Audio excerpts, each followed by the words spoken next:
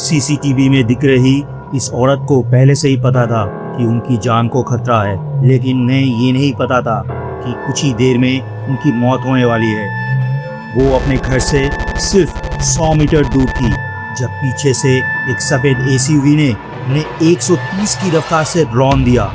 टक्कर इतनी जोरदार थी कि वो औरत 100 फीट दूर जा गिरी और मौके पर ही मर गई। लेकिन ये मामला सिर्फ मर्डर का नहीं था, क्योंकि इस औरत को यहाँ तक लाने के लिए उनके ऊपर काला जादू और ऐसे कई तरीकों का इस्तेमाल किया गया था जो 5 दिन पहले उन्हीं के घर से शुरू हुआ था। जयपुर सिटी के प्रताप नगर के उनके इस घर में पिछले 5 दिनों से कुछ अजीबोगरीब चीजें हो रही थी। बाहर से लोग घर की सीढ़ियों के अंदर तंत्र मंत्र के कई चीजें फेंक रहे थे, जैसे कड़ावा से बंधे नारियल और सिंदूर। ये वो फुटेज है जो घर की सीढ़ियों पर लगे इस सीसीटीवी में कैद हुआ था। उन्हें नुकसान पहुंचाने के लिए काली गुड़िया को जलाकर सीढ़ियों पर फेंका जा रहा था, लेकिन उस औरत को इस बात का कोई अंदाजा नहीं था कि ये सब कर कौन रहा है। इसलिए उन्होंने घर के बाहर कई सीसीटीवी लगवाए ये देखने के लिए कि ये सब कर कौन रहा है। लेकिन ये सीसीटीवी तो घर के बाहर ही नजर रख सकते थे, जबकि इन सब चीज़ों के पीछे का असली मास्टरमाइंड तो घर के अंदर था। ये कहानी एक ऐसी लालच और धोखे की है जिसका सच सबको हिला कर रख देगा। Welcome to my new crime documentary, the conspiracy behind Neeraj Sharma murder case. मरने वाली औरत 45 साल की विधवा नीरज शर्मा थी।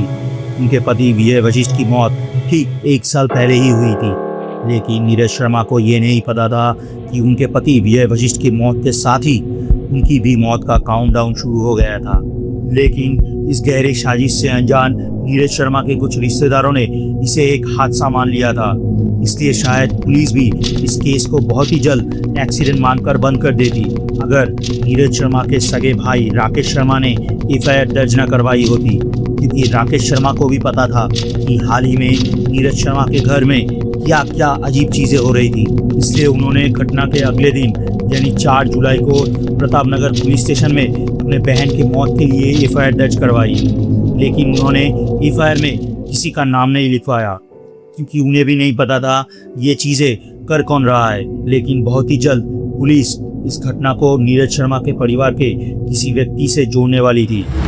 एफआईआर दर्ज होने के बाद पुलिस ने सबसे पहले उस इलाके के आसपास का सीसीटीवी फुटेज देखा ताकि इस केस को सुलझाया जा सके। फुटेज देखकर पुलिस तुरंत समझ गई कि ये कोई एक्सीडेंट नहीं है, बल्कि एक ब्रूटल मर्डर है। सीसीटीवी फुटेज में नीरज शर्मा सड़क के बिल्कुल एक साइड पर चलती हुई दिख रही थी। तभी पीछे से स्कॉर्पियो ने उन्हें तेज रफ्तार से टक्कर मार दी, जबकि सड़क पूरी खाली थी। एक और संदिग्ध बात ये थी कि घटना के तुरंत बाद ही 2 अनजान लोग हड़बड़ी में बाइक पर सवार होकर वहां से भाग गए, जैसे उनको पकड़े जाने का डर हो। पुलिस समझ गई थी कि ये लोग एक दूसरे के साथ जुड़े हुए हैं। फिर पुलिस के हाथ ये सीसीटीवी फुटेज लगा, जिसमें घटना वाले दिन यानी 3 जुलाई 2026 को नीरज शर्मा के घर के बाहर यह आदमी रेकी करते हुए दिखा। जिसके बाद पुलिस ने बिल्कुल भी टाइम नहीं गवाया। पुलिस ने उसी दिन स्कॉर्पियो कार के मालिक हेमंत शर्मा को पकड़ लिया। हेमंत ने पुलिस को कुछ ऐसी बात बताई जिससे इस केस में पुलिस की जांच की दिशा बदल जाती है। हेमंत ने बताया कि उस दिन उसके 2 साथी स्कॉर्पियो के अंदर नीरज शर्मा के घर से बाहर आने का इंतजार कर रहे थे, क्योंकि उन्हें पता था कि नीरज शर्मा उस दिन अपने 16 साल के मेंटली चैलेंज बेटे आर्यन को फिजियोथेरेपिस्ट के पास ले जाने वाली थी। उन्हें रास्ता भी पहले से ही पता था। उनका एक और साथी नीरज शर्मा के घर के बाहर से लगातार उन्हें फ़ोन पर सब कुछ बता रहा था ताकि उनको हर एक अपडेट का पता चल सके। हेमंत ने पहले से ही 2 और लोगों को सड़क के किनारे बाइक के साथ खड़ा कर रखा था ताकि वो बाकी साथियों को सही टाइम पर इशारा दे सके। वे उस वक्त का इंतज़ार कर रहे थे जब सड़क पर बिल्कुल भी ट्रैफिक ना हो और नीरज शर्मा बिल्कुल अकेली हो, ताकि वो उन्हें मारकर आसानी से वहाँ से भाग सके। और उन लोगों ने ठीक वही किया जैसे उन्हें बताया गया था। लेकिन उन्हें ये नहीं सिखाया गया था कि अगर पुलिस पकड़ ले तो उन्हें क्या नहीं बताना है। इसलिए पुलिस की इंटरोगेशन में हेमंत पुलिस को बता देता है कि मोहन शर्मा और उनका बेटा बलराम ने उन्हें ऐसा करने के लिए कहा था। मोहन शर्मा नीरज शर्मा के जेठ यानी उनके हस्बैंड विजय वशिष्ठ के बड़े भाई थे। उन्होंने ही 35,000 रुपये में स्कॉर्पियो किराए पर ली थी। और उनके बेटे बलराम ने हेमंत को इस काम के लिए 7 लाख रुपए दिया था। हालांकि घटना के बाद बलराम भाग गया था, लेकिन घटना के 2 दिन बाद 5 जुलाई को जब पुलिस मोहन शर्मा को पकड़ा तो उन्होंने बताया कि उन लोगों का मकसद विजय वशिष्ठ की करोड़ों रुपए की प्रॉपर्टी हड़पने की थी। लेकिन रुकिए, ये केस उतना सीधा नहीं है जितना दिख रहा है। मोहन शर्मा और उनका बेटा बलराम वो सिर्फ इंस्ट्रक्शन फॉलो कर रहे थे, उनको चलाने वाला तो कोई और था। मोहन शर्मा और उनके बेटे बलराम की नज़र बहुत समय से विजय वशिष्ठ की जयपुर आगरा नेशनल हाईवे पर 5 बीघा प्रॉपर्टी पर थी, जिसका मार्केट वैल्यू 5 करोड़ से ज़्यादा की थी। लेकिन विजय वशिष्ठ को इस बारे में कोई अंदाज़ा नहीं था। उल्टा वो एक छोटे भाई का फर्ज पूरे दिल से निभा रहे थे। विजय वशिष्ठ राजस्थान हाई कोर्ट में कोर्ट मास्टर थे और उन्होंने अपने कनेक्शन लगा के बलराम का एडमिशन एक लॉ कॉलेज में करवा दिया था, जहां उनकी बेटी आयुषी भी LLB की पढ़ाई कर रही थी। लेकिन उन्हें ये नहीं पता था कि वो एक सांप को दूध पिला रहे थे जो उन्हें काटने के फिराक में था। एक्चुअली वो एक सांप को नहीं बल्कि 2 ऐसे सांपों को दूध पिला रहे थे, क्योंकि उनकी मौत के बाद उनकी पत्नी नीरज शर्मा की सुपारी देने वाली और कोई नहीं बल्कि उनकी अपनी 24 साल की बेटी आयुषी थी।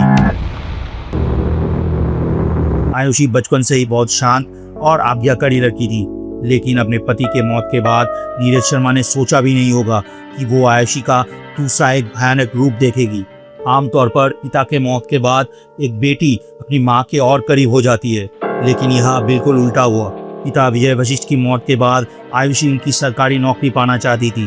भारत सरकार की कंपैशनेट अपॉइंटमेंट स्कीम के तहत मरने वाले कर्मचारी की नौकरी उनके परिवार के किसी एक सदस्य को दी जाती है। इसलिए आयुषी ने पिता विजय वशिष्ठ की मौत के बाद तुरंत ही नौकरी के लिए अप्लाई कर दिया। पहले तो नीरज शर्मा ने इस बारे में ज़्यादा गंभीरता से नहीं सोचा, क्योंकि नौकरी के पैसों से घर का खर्च चलने वाला था। लेकिन वो गलत थे। आयुषी के दिमाग में तो कुछ और ही चल रहा था। लेकिन फिर नीरज शर्मा के भाई राकेश शर्मा ने उनसे कहा कि ये नौकरी नहीं करनी चाहिए, क्योंकि आयुषी लॉ की पढ़ाई कर रही थी और वो पढ़ाई में अच्छी भी थी, इसलिए वो पढ़ाई खत्म करके अपने दम पर नौकरी पा सकती थी। इसलिए नीरज शर्मा ने एप्लीकेशन प्रोसेस के बिल्कुल आखिर में नौकरी के लिए अप्लाई किया और वाइफ को प्रायोरिटी मिलने की वजह से ये नौकरी नीरज शर्मा को मिल गई। इसके ठीक बाद आयुषी ने अपने असली रंग दिखाना शुरू कर दिया।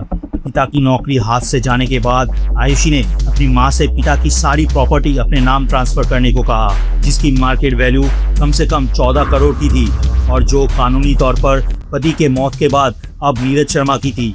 लेकिन नीरज शर्मा ने ऐसा करने से मना कर दिया। इस घटना के बाद आयुषी और उसके मां के बीच प्रॉपर्टी को लेकर बार बार बहस होने लगे। ऐसे ही एक बहस के दौरान एलिजेडली आयुषी ने अपने मां से कहा, जब पापा को फूड पाइप निकाल के मार डाला तो तुम क्या चीज़ हो, 2 दिनों के अंदर मार डालूंगी। नीरज शर्मा अपनी बेटी के मुंह से ये सुनकर शॉक थी। इसके तुरंत बाद नीरज शर्मा ने अपने व्हाट्सएप स्टेटस पर यह पोस्ट किया, 2 दिन की जिंदगी बची है। अब आयुषी ने ये बात अपने माँ को डराने के लिए कही थी या सच में उसने ऐसा किया था, ये आपको आगे पता चलेगा। इस घटना के बाद दोनों के बीच रिश्ते और ज़्यादा खराब होने लगे। इसलिए आयुषी ने 2026 की शुरुआत में प्रताप नगर वाला घर छोड़कर अपनी माँ से अलग कल्याण नगर के इस घर में रहना शुरू कर दिया। ये जयपुर में विजय वशिष्ठ का दूसरा घर था, जहां आयुषी का जन्म हुआ था। लेकिन दुख की बात ये थी कि आयुषी उसी घर के अंदर बैठकर अपने माँ को मारने की प्लान बनाने वाली थी, जिस घर में उस माँ ने उसे जन्म दिया था। अब तक आयुषी मन ही मन ठान चुकी थी कि वो किसी भी तरह अपनी माँ नीरज शर्मा को मार डालेगी। इसलिए उसने कल्याण नगर के इस घर में अपने ताऊ मोहन शर्मा और कजिन बलराम के साथ मिलकर नीरज शर्मा के कत्ल करने की प्लानिंग करने लगी। मोहन शर्मा और बलराम इस प्लान में इसलिए शामिल हुए थे क्योंकि आयुषी ने उन्हें वादा किया था कि काम होने के बाद वो 5 करोड़ की वो जमीन उनके नाम कर देगी। इसलिए मोहन शर्मा और बलराम ने अपने ही गांव भरतपुर के रहने वाले और अपने दूर के रिश्तेदारों को इस काम के लिए हायर किया था। आयुषी ने एलिजेडली अपने ही घर से गहने चोरी करके 7 लाख रुपए इकट्ठा किए थे अपने ही माँ के कातिलों को सुपारी देने के लिए। शुरू में नीरज शर्मा को एक थार गाड़ी से कुचलने का प्लान था। इसके लिए सुपारी किलर हेमंत शर्मा ने पूरी रेकी भी की थी, लेकिन ट्रैफिक की वजह से ये प्लान कामयाब नहीं हो पाया। दूसरी तरफ घर में चोरी के बाद नीरज शर्मा को एहसास हो गया था कि कोई उन्हें नुकसान पहुंचाना चाहता है। इसलिए उन्होंने घर से निकलना बंद कर दिया था। घर के बाहर ऊंची रेलिंग बनवा दी थी और कई सीसीटीवी कैमरा लगवा लिया था। अब दिक्कत ये थी कि आयुषी को किलर्स को पैसे दिए हुए 2 महीने बीत गए थे और अब वो ये काम नहीं करना चाहते थे। इसलिए अपना प्लान फेल होते देख आयुषी ने अपनी माँ पर काला जादू करवाना शुरू किया। पूजा का सामान और पत्थर घर के अंदर फिकवाए ताकि नीरज शर्मा डर कर घर से बाहर निकले। घटना वाले दिन भी आयुषी ने ही कातिलों को बताया था कि उसकी माँ उसके भाई को लेकर फिजियोथेरेपिस्ट के पास जा रही है और बाद में उसी ने अपनी माँ को फ़ोन करके घर वापस आने को कहा। उसने अपने माँ को इमोशनल ब्लैकमेल किया, ये कह के कि वो फिर से उनके साथ अपने रिश्ते को सुधारना चाहती है ताकि नीरज शर्मा को अकेले सड़क पर लाया जा सके। सोचिए एक लड़की की सोच कितनी नीचे गिर सकती है कि उसने अपने माँ को मारने के लिए उनके ही ममता को यूज़ किया। आयुषी एक ऐसी लड़की थी जिसने एक सरकारी नौकरी के लिए अपने ही माँ और शायद अपने पिता को भी मार दिया था, क्योंकि विजय वशिष्ठ की मौत से पहले लगभग 3.5 महीने तक परिवार में किसी को नहीं पता था कि वो कहाँ है, यहाँ तक कि उनकी पत्नी नीरज शर्मा को भी नहीं। विजय वशिष्ठ का इलाज दिसंबर 2025 तक जयपुर के नाविक अस्पताल में चला था, जिसके बाद आयुषी और बलराम उन्हें अपने साथ कहीं लेकर चले गए। पूछने पर आयुषी ने परिवार को बताया कि वो एक सीनियर डॉक्टर की सलाह पर अपने पिता का इलाज किसी बड़े अस्पताल में करा रही है। बाद में नीरज शर्मा के बार बार पूछने पर आयुषी ने बताया कि विजय वशिष्ठ दिल्ली के नीम्स अस्पताल में भर्ती है, लेकिन कुछ ही समय बाद उनकी तबीयत बिगड़ने लगी और आखिरकार उनकी मौत हो गई। जो लड़की एक नौकरी और प्रॉपर्टी के लिए अपने माँ को मार सकती है, उसके लिए अपने पिता को भी मारना नामुमकिन नहीं है। इसलिए पुलिस अब इस केस को विजय वशिष्ठ के मौत के साथ जोड़कर देख रही है। हालांकि पुलिस के पूछताछ के दौरान आयुषी ने अपने पिता की हत्या से साफ इनकार किया है और पुलिस को अब तक आयुषी के खिलाफ अपने पिता को खून करने का कोई सबूत भी नहीं मिला है। लेकिन अगर कानून ने आयुषी को अपने पिता की भी हत्या का दोषी पाया, तब आयुषी भारत की उन गिनी चुनी महिला अपराधियों में से एक होगी जिनकी क्रूरता आने वाले कई दशकों तक लोगों के जहन में रहेगी। उधर 11 दिन फरार रहने के बाद 24 जुलाई को पुलिस बलराम को जयपुर से पकड़ लिया है। बलराम को मिला के कुल 8 अपराधियों को इस केस में पुलिस ने गिरफ्तार किया है। अब आपके मन में एक सवाल आ सकता है कि विजय वशिष्ठ की सारी संपत्ति नीरज शर्मा के बाद तो आयुषी की ही थी, क्योंकि आयुषी के भाई एक मेंटली चैलेंज लड़का था, तो फिर आयुषी ने अपने माँ को क्यों मारा? इस डॉक्यूमेंट्री पर रिसर्च करते समय मेरे मन में भी यही सवाल आया था। अब कुछ रिलायबल सोर्सेज का कहना है कि आयुषी के अपने कजिन भाई बलराम के साथ नाजायज रिश्ते थे। आयुषी का प्लान अपनी माँ नीरज शर्मा को मारने के बाद बलराम के साथ शादी करने की थी और अपने पिता की नौकरी और प्रॉपर्टी से ऐशो आराम की जिंदगी बिताने की थी। लेकिन पुलिस इस बारे में कोई ऑफिशियल स्टेटमेंट नहीं दिया है। आयुषी को उसकी किए की सज़ा जल्द से जल्द मिलनी चाहिए ताकि लोग ऐसा कुछ करने से पहले घबराए। आपको क्या लगता है, आयुषी ने अपने पिता की जान ली है? अपनी राय कमेंट सेक्शन में ज़रूर बताइए और अगर आपको ऐसे क्राइम केसेस देखना पसंद है तो चैनल को ज़रूर सब्सक्राइब करें।